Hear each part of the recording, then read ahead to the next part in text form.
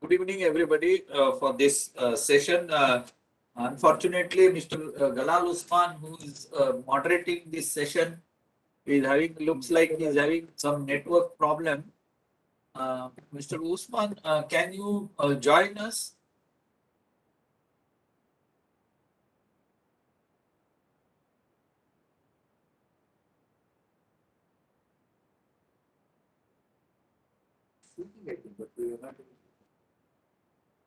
Your voice is very feeble.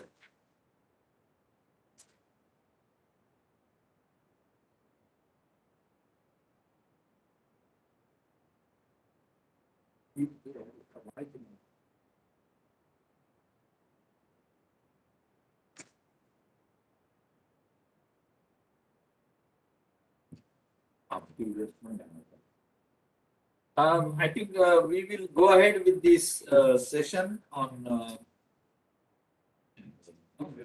green hydrogen. We have a first presentation from Ms. Aina Datta about energy transition in Ladakh. I request Ms. Datta to uh, uh, you know, speak. Hi, good evening. Am I audible? Yes, yes, you are audible. You can share your screen if you have a presentation. Yeah, we can see it. Make Is it it in visible? presentation mode. Okay. So shall I begin? Yeah, yeah, you please. Can you Just convert it, put it in presentation? Ah, thanks. Yeah, please go ahead. yeah, so the topic for this evening is energy transition in Ladakh, a road towards green hydrogen. So let me begin by saying that India has already declared that 60% of its installed electricity generation capacity is going to come from clean sources by 2030. And to achieve these targets, it is crucial to explore the areas that can have the capacity to mitigate climate change and the problems of reliable, affordable, accessible, and clean energy generation. Now, one of the bizarre points that we noticed, specifically, I was working in the fields of JNK and Ladakh from quite some time now.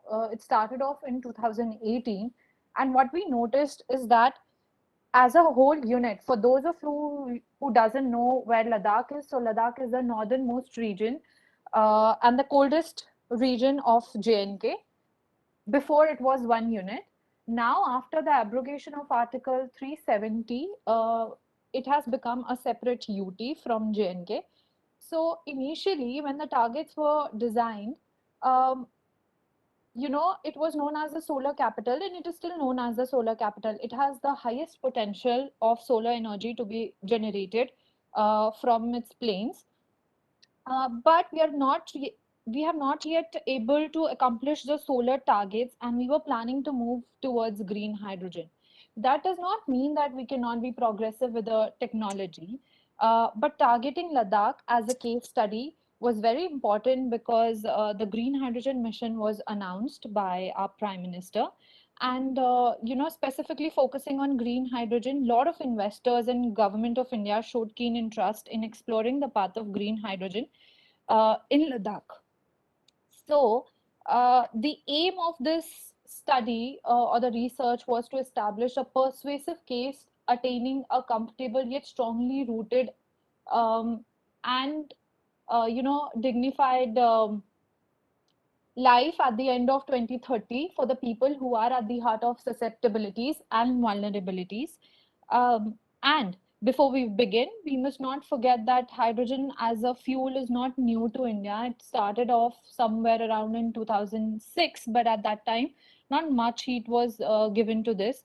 But now, when we see that there is so much of interdependent challenges of climate change, biodiversity loss, and pollution, this led to the exploration of green hydrogen more and more. But when we talk about it today in India, um, the most of the hydrogen was produced from ammonia and natural gas. But whether it was clean, the answer was no at that point of time. Now, there is a long history of hydrogen, but the drafted policy of hydrogen mission by MNRE was recently presented in the parliament, where it discussed and proposed actions that were taken with the help of hydrogen as a fuel testing option in various buses in Delhi. Sorry, your slides are not moving. Yeah, because I did not allow it to. Okay, okay, Okay. Sorry, So, sorry. yeah, no problem. So now, with the drafted policies and the pilot projects in place, there are various research programs that have been initiated by the government of India, such as Hydrogen and Fuel Cell Program and Advanced Hydrogen and Fuel Cell Program. And these are not only carried out, we really have to understand this thing that because green hydrogen is a clean fuel, but it is also a USD 2.5 trillion market and may play a significant role in energy transition in 21st century energy mix. Moving forward, the objective of this research was to bring forth the opportunity and challenges of green hydrogen vis-a-vis moving towards energy transition in order to maintain ecological veracity, salubrious and clean environment, and achieving SDG 7, 13 and 16, which is of the clean access to electricity and clean energy access. 13 was of the climate change and peace. So the methodology that we followed was problem evaluation. It was a two-way approach and technology mapping. Now, technology mapping itself is a huge process, but we limited it towards the conceptual phase itself because green hydrogen is in a very experimental stage in India right now. So what problem evaluation helped us was to diagnose the current state of technology, verify opportunities and challenges that were existing, and aiding us to have a better stakeholder analysis that we did. With technology mapping, what happened, it helped us to diagnose the current state of technology in various, research initiatives, and it was done only at a, like I said, at a conceptual phase, and technology itself being at the experimental form. So this approach blasted us to validate the information that we collected in the field with the help of focus group discussion and various consultations in the field. Now, Ladakh being the largest province, we already know that the first hydro plant which was set up in Ladakh was somewhere around 2006. And today we are talking about green hydrogen. So the transition itself is very self-explanatory. Before moving towards the case study of Ladakh, let me just tell you, I think this is very well versed with most of the presenters today, that production and application of hydrogen can be produced from geothermal, wind, solar, nuclear, and can be used in transportation, power generation, industrial applications, space industry, and utilities. So for this case study, we were just putting it for transportation and power generation. Now, so but whatever going back to the fact that hydro plants were established in Leh and Kargil in 2006, but it could not never, and it has never sufficed the electricity requirements in winter months. Therefore, they have been dependent on diesel generator sets. Now, with the first hydrogen fuel station to be set up in Ladakh, the promises and hopes are definitely high to provide a resilient and efficient energy system in order to reach and fulfill the sustainable development goals.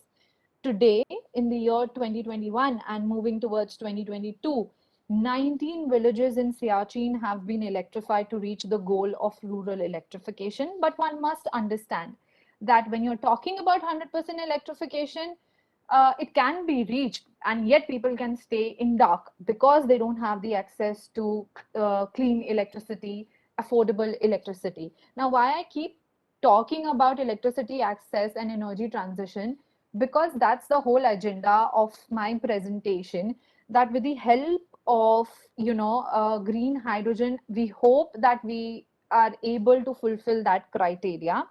um, you know but people have like really big hopes, so that they can be provided with resilient and efficient energy systems. But when you're talking about like energy transition as a whole concept that world is talking about, looking at the case study of Ladakh, we know that these have not been just transitions. They were not inclusive in nature, because of course the geographical area is very complex. So even after 75 years of independence, there are still people that do not have the quality of life. An assessment that I said we made in JNK and separately in Ladakh, we realized that many villages are unelectrified, and even if they're connected to the grid, so no reliable, affordable, and continuous electricity, which implies either clean energy can be a delayed process or even more critical development for providing unifying electricity. Now, these people configure, like these communities configure to the most exposed category, as they are not able to perform day-to-day activities for better life such as education, work and labor.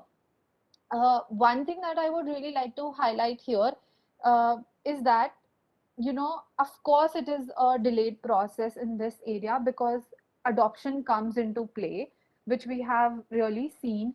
And one really has to understand that JNK or Ladakh, if we are specifically talking about Ladakh, these work differently as opposed to other states and UTs in India. Uh, People and communities are ruled here, and they are the ones who are taking decisions for long-term benefits. Uh, as as we're talking about the benefits of hydrogen, green hydrogen, we know that it will help residential sectors for powering the appliances in the form of gas stored in pipelines. And it consists of more energy. The hydrogen mission will also assist both the urban, rural, and remote Ladakhi communities to have sufficient income and access to electricity. The simplicity and the time saved by hydrogen. So this was one of the focus group discussions that we did, and see, the awareness plays a major role, which I felt like it was lacking because it's something new, and I don't expect them to know at this stage. But if we are talking about the stakeholders or the people from the ministry, they were of this view that the simplicity and the time saved by the hydrogen storage system will majorly benefit the older generations, as they're not forced to cut firewood and wait for hours for the hot water and electricity. Not only this is going to happen, but this will also create job creation, energy security, and the traveling would be made easier and emission free with the help of hydrogen as a fuel cell. So one of the major problems that we see is that there is migration, or you can say a climate migration that happens. The newer generation migrates to major cities while the older generation stay in villages. And unlike other batteries, hydrogen fuel cells do not need to be charged. So that can be a great benefit if it comes into play, and reduction of overall CO2 emissions to the atmosphere via the use of electricity and transportation. Now, the historical trends towards decarbonization reflects the contention by many energy forecasters that hydrogen is the fuel of choice in the future. Hydrogen's unsurpassed versatility, sustainability, and cleanliness support a single, smooth, flexible, and transition to hydrogen economy. Now, this is really, you know, point to be noted, that this will also lead to multiple fuel transition. The entire economy can be developed out of it. Particularly with hydrogen, the benefit would be that it can further take advantage of renewables whenever, wherever possible, as it can be either produced at or near the point of use. Simultaneously, it can also be manufactured at the centralized plants and can be transported via trucks and pipelines. So before I, move towards this anecdotal things, I really want to mention that one very important factor is that any new technology always have its repercussion on the existing technology, because now people are really they have started to adopt solar rooftop systems and everything, and for them to shift towards new technology can take some time. But that does not mean, like I said earlier, that we can't see the success of it. Definitely we can see the success of it, because these are interdependent. That's why renewables play a really big role. Now, some of the anecdotal stories and the narrations that we gathered from the field was that as quoted by the local members of the community, by these times, I mean the winters are extremely hard. It is almost like surviving in the dark. There is no light, no water, most importantly, no, the phones are dead. The education of the students suffer. Sometimes, on the menstruation cycles, girls and women, it becomes even more difficult to stay put. The hygiene is questioned during those days. So I'm talking about the extremities of people living under a condition even after 75 years of independence. As quoted by one of the family members, the electricity provided to, suffice you think that it can suffice, but it doesn't. Provided with hydro and thermal only last for few hours. And when we are talking about emission free and decarbonization of our economy, it is also very important that we should talk about basic humanity at the most basic sense, particularly with hydrogen. You know, but whenever we talk about it, nothing really seems to be hunky dory. As we move towards hydrogen, it is important to fathom that there are still indigenous communities as well as hamlets that still do not have the access to basic electricity. This also includes war families and refugees. Forget about electricity; they can't even, transport from or move from one place to another for any sort of trade and commerce. So these are the people who are highly affected by climate change. The complexities does not only revolve around geography, like I mentioned earlier, or technology, but there are socio-culture barriers. Now, green hydrogen can be a true game changer in providing much longer storage of electricity, ease of traveling, opening corridors for trade and commerce, and lessening the dependence on hydro and diesel gensets, and can also save the fragile ecology of Himalayas. But like I said, nothing is hunky dory. There are many problems that we already know, and we've been discussing about it. That cost or storage becomes an issue because it's highly priced. Storage is very fragile because it's a combustible fuel, and a leakage can cause a lot of devastation. There is still lack of advanced R&D and safety measures. So one point with the safety that I would really like to mention here is that uh, you know, the total game changer when we talk about Ladakh is that there has been a geothermal site that has been detected by government of India. So making sure that it is near to that can also play a very big role. Also, if we are thinking about existing technology or the people those who have stay near to the microgrids or mini grids, we really have to see about their safety as well. Also, at the same time, we have to keep in mind that transmission lines already exist. So it's not like a full transition towards clean energy that we're talking about.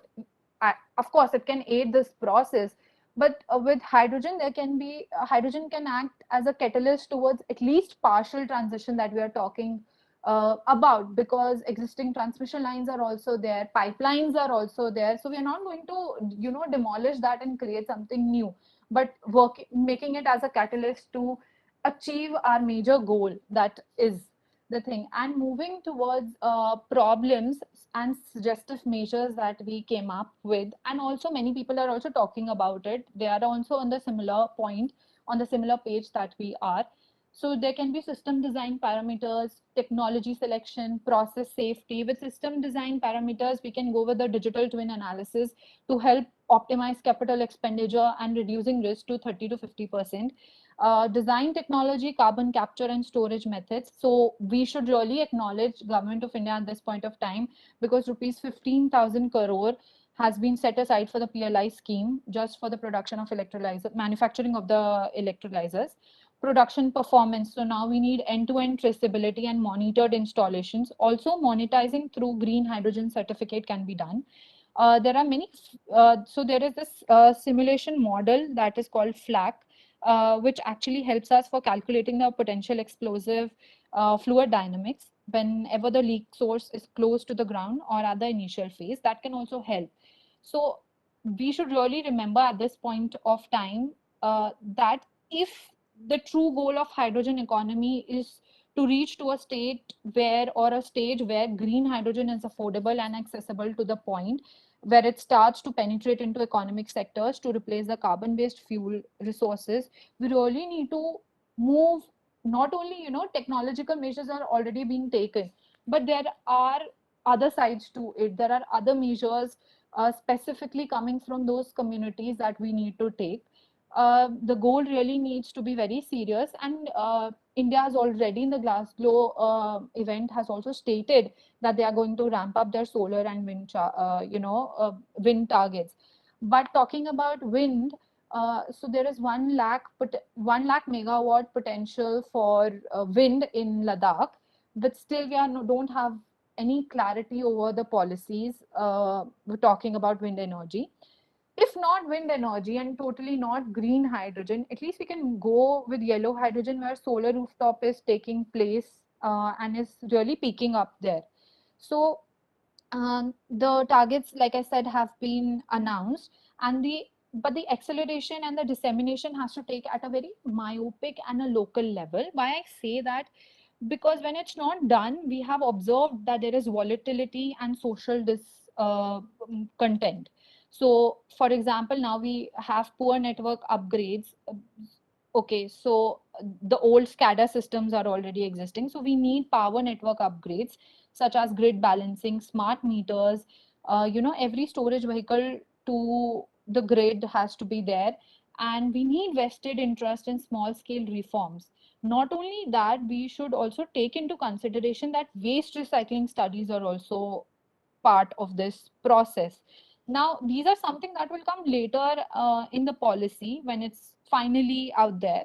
But our initial focus should be at the distributed hydrogen production and later on the centralized plants.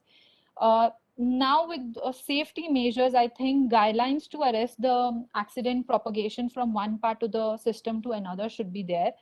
We should allow policymakers to simultaneously monitor the complexity of parameters and the flexibility of constraints. One thing that I see is missing is the industrial symbiosis that we need.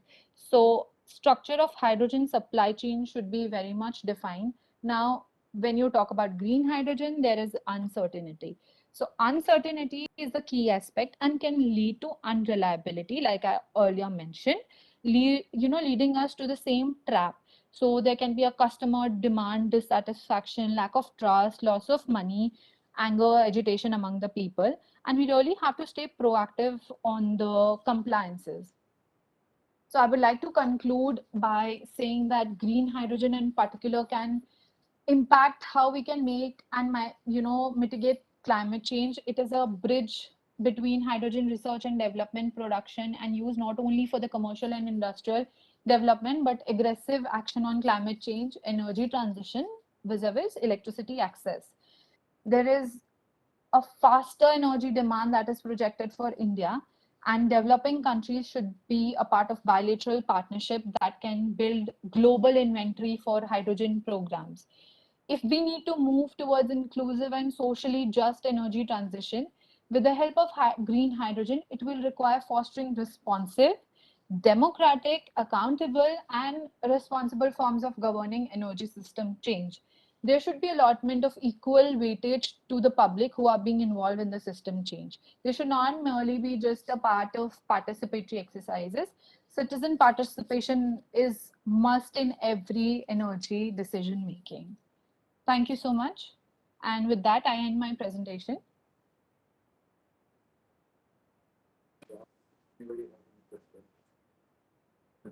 Thanks, Aina Dutta, for a very good presentation on green hydrogen option for Ladakh.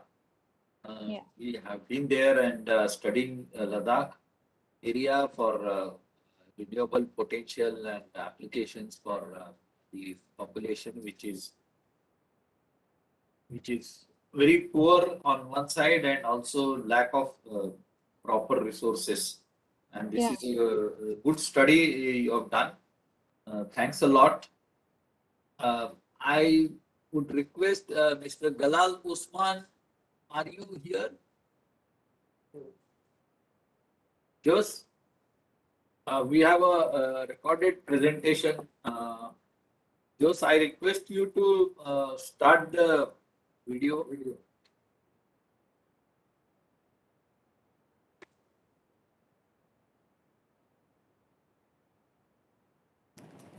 Well, thank you to the Honourable Peter Ray, AO, and the World Wind Energy Association.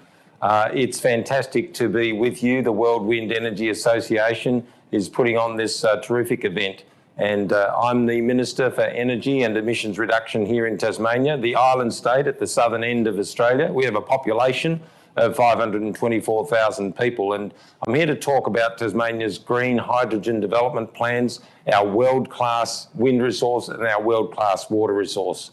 Our plans for hydrogen are a critical enabler for our energy transition to a cleaner, more sustainable future. Tasmania, we have an exciting vision to realise a world-class renewable hydrogen industry to meet the emerging export and domestic demand. Tasmania has a reputation as Australia's leading renewable energy state. We are now 100% self-sufficient in renewable electricity, leading to a world-leading target to double our renewable energy generation to 200% of current needs by 2040 and an interim target of 150% by 2030. So Tasmania is uniquely placed to develop a competitive, large-scale renewable hydrogen industry, using its abundant, existing and expandable renewable wind energy firmed by hydropower.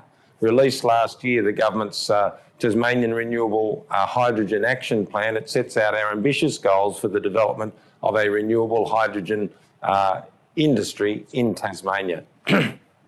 So firstly, we will commence production and use renewable hydrogen in Tasmania between 2022 and 2024. We're on track.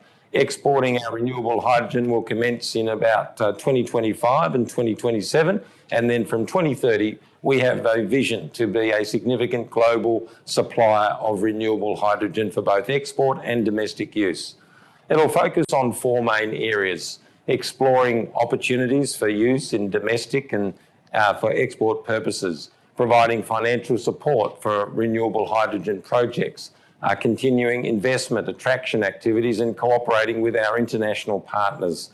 So ensuring a robust and supportive regulatory framework and assessing supporting infrastructure and building community and industry awareness, developing skills that are so necessary and supporting research and education. So a key piece is the $50 million Tasmanian Renewable Hydrogen Industry Development Funding Program. At the time it was announced, it was the largest of any state or territory, and this will drive on-island hydrogen production right here in Tasmania, supported by feasibility studies with key businesses already moving to large-scale green hydrogen, ammonia and green methanol, and to use hydrogen to replace natural gas for industrial heating. We're also working with organisations looking to establish green hydrogen facilities at a place called Bell Bay in northern Tasmania. Peter Ray knows the area very well. Bell Bay is one of Australia's strategically important locations for the development of the emerging green hydrogen industry. Working with the Australian government to maximise the opportunity for Bell Bay to be a national hydrogen hub. Formal application through the expanded $464 million regional renewable hydrogen hub program. It's part of the National Hydrogen Strategy. We're working together with the federal government to make that happen. Bell Bay has a number of fundamental elements that make it ideal as a major hydrogen industrial precinct: existing and expandable deep water port, access to fresh water, and access, of course, to electricity, access to high and importantly infrastructure, road, rail and port, workforce capability, and the establishment of green hydrogen hubs, the first of which is planned at Bell Bay, is key to delivering on our vision outlined in our visionary action plan to become a leader in large-scale renewable hydrogen production and export. So the Bell Bay Hydrogen Hub will not only create jobs in Northern Regional Community, but it'll also show us to scale up to meet the international export demand. Development of the hub will ensure that renewable hydrogen production projects are well advanced, and we have a number of significant organisations and corporations that are interested in establishing hydrogen facilities and also in participating in the Hub for Green Hydrogen. And they're being attracted by our renewable hydrogen credentials, not only wind and hydro firming, but wind generation is expected to play a key role in contributing to the government's 200% renewable energy target and green hydrogen development. We are part of the Roaring 40s and we have access to a world-class wind resource. It basically blows very hard a lot of the time, particularly in the west coast, northwest coast of Tasmania. Wind resources in Tasmania are among the highest quality in Australia and in the world. Australian national electricity market developers know that, and they're assessing thousands of megawatts in wind potential in addition to the 570 plus megawatts currently online. And this, of course, complements the 2,287 megawatts of hydro capacity from our 30 hydro power stations across 50 lakes of Tasmania. We have 1% of Australia's landmass, 12% of Australia's rainfall, 27% of Australia's water in storage right here in Tasmania. We're looking to build on our hydro resources by developing pumped hydro as batteries for our nation, and by building Marinus Link, which is a 1,500 megawatt capacity undersea and underground electricity connection to further link Tasmania and the mainland as part of Australia's future electricity grid. This will deliver a 70 million tonne reduction in greenhouse gases across the life of the asset, and of course will deliver downward pressure on electricity prices across the national electricity market. We're also developing in the domestic market. We're pursuing this through our industry activation study supporting a hydrogen bus demonstration trial. We're doing studies in trucks, in manufacturing, and also in marine vessels as well. We're investigating those jobs right here, right now in Tasmania. Other opportunities for local use of hydrogen include rail, fuel substitution in gas, networks, of course, and industrial applications and remote area power systems, to name just a few. Opportunities for hydrogen to reduce emissions in Antarctica is another exciting opportunity we've identified under the action plan, and we're working with the Australian government in that regard. This also strengthens Hobart's status as an international gateway to East Antarctica. We know the international cooperation is fundamental to the development of hydrogen globally, and so we appreciate that opportunity. Tasmania is prioritising collaboration with key partners in Europe and Asia and the Pacific region to both address the challenges and realise the significant opportunities presented by the growth of hydrogen worldwide, and this includes in India as well. We are increasingly engaging with key Asian markets, notably Japan, Korea, Singapore, to identify potential opportunities for project collaboration, technology innovation, and the establishment of green hydrogen supply chains. We've progressed a renewable hydrogen international engagement and export strategy to ensure a strategic and future-focused approach to our international engagement and export ambitions. So this government has secured the Blue Economy Cooperative Research Centre, a joint Australian and Tasmanian government initiative, which will unlock more than 258 million of private investment around the globe, headquartered right here in Launceston, Tasmania, the home of Peter Wray. The Blue Economy CRC will deliver an offshore renewable energy systems program focused on continuing Tasmania's leadership in the production of low-cost, reliable and clean energy, with hydrogen a part of this innovation. We're also taking action to review relevant existing legislation, regulations and standards affecting the hydrogen industry in Tasmania, to reduce barriers and identify regulatory gaps in this emerging industry. That's what we're doing. The state will adopt shared principles for nationally consistent regulations where appropriate, taking into account Tasmania's unique circumstances. Tasmania's renewable energy future is very exciting.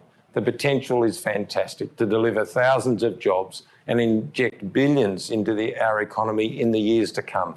So I look forward to continuing to work with our key international partners to both realise Tasmania's renewable hydrogen future and to help them achieve their energy transition and their decarbonisation goals. In conclusion, I just want to thank you for the opportunity to share some remarks for you, to pass on greetings to Peter Ray and for your meeting, and I hope it is very prosperous and successful. Thank you again. Thank you. I think it was very interesting presentation on Tasmania's efforts to become an international green hydrogen hub and exploiting the resources, both the hydro resources and also developing pump hydro storage systems and the plan how to integrate all that with the national grid. Although Tasmania is slightly away, I think, from the Australia mainland. We have now finished the presentations for today. Unfortunately, two of the speakers were not able to join us because of bad health. And one of the speaker had some urgent commitment with the ministry, so he was not able to join us at the last moment. I request Mr. Gala Usman, if you can hear us, if you can join us. You are on mute. Can you unmute yourself and join us?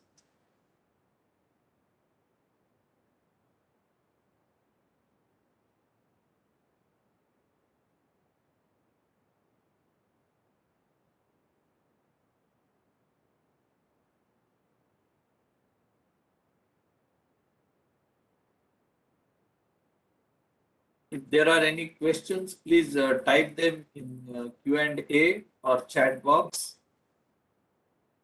We will try to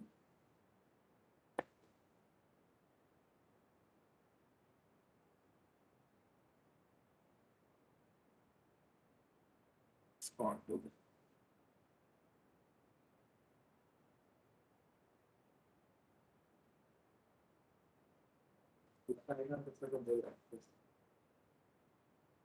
Thank you, Aina, for giving a good presentation on Ladakh hydrogen potential and possibilities. With this, we will close the session, and good evening to all of you. Have a great evening ahead. Thank you, everybody.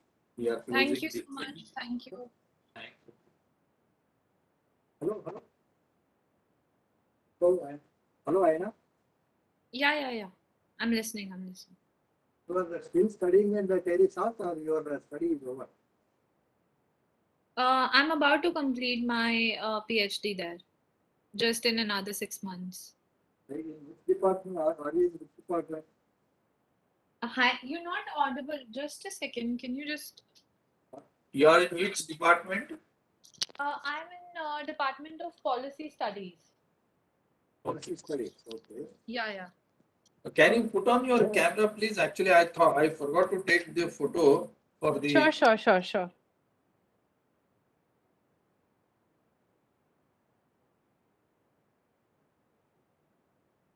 Thank you. Welcome. So, policy means Stalin Singhal.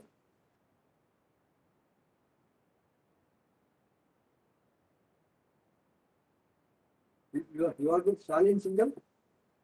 Yes, he's the dean. So, my mentor and supervisor is Dr. Sukanya Das. So you would be completing your PhD, yeah? Yes, I'll be completing my PhD. And before that, what was your basic degree? Is it in engineering or sciences?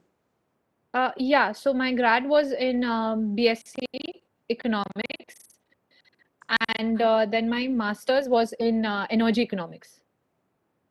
So all the best for your PhD. Thank you so much. Thank you. Okay. Bye-bye. Okay. Thank you.